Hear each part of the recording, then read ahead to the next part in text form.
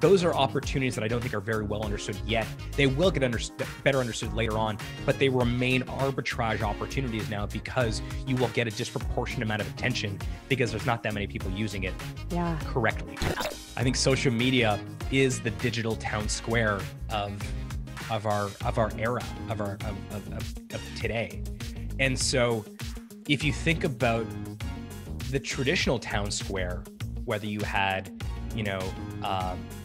a farmer's market or you had a number of different shops together, the town square shopping experience going back 500 years, 300 years, or 100 years ago, it was a place to discover new things, learn about new types of products, new fabrics, new whatever it may be.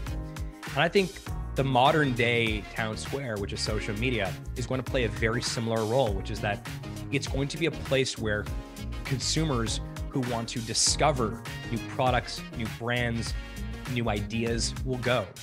And I think it's going to play a huge role ultimately in connecting brands to new consumers. Now, once I discover that new brand, I may decide on subsequent purchases to go direct to their online store or their offline store. But the discovery and that serendipitous experience that you would get, at a market, in Florence, Italy, 300 years ago, that I think is something that you'll be able to emulate in a different way, but a really interesting way with social media. Now, I think we are still, if we said that e-commerce is so early that we're still at the hotel on the, we haven't gone to the stadium yet. I think social commerce, we haven't even flown into the city yet. Yeah. That is still so early. But already, there are products and brands that I'm discovering. I actually discovered Noble, which makes currently my favorite shoes to work out with, through Instagram. And I'm now a Noble fan. I by the way, just random e-commerce trivia, Noble is now the title sponsor of the CrossFit Games, which historically has been Reebok. Think about that. A brand that has built in the last 5 years has displaced Reebok as the title sponsor for the CrossFit Games. It's unbelievable. And that is not I tell you that and you're not even that impressed by that because we're not surprised by that because of course that would be the case. Yeah. But I discovered Noble on Instagram. They were doing a bunch of really interesting content. And I decided that I would go and buy something. And now I buy a lot more stuff from them and I go directly to the Noble site. So I think that's the way to think about social commerce, whether it's on Instagram or it's on Facebook or it's on Pinterest or TikTok or Houzz or anywhere for that matter. I do think one of the opportunities, however, is for the vertical specific social media platforms. I think there's an opportunity for merchants to do more.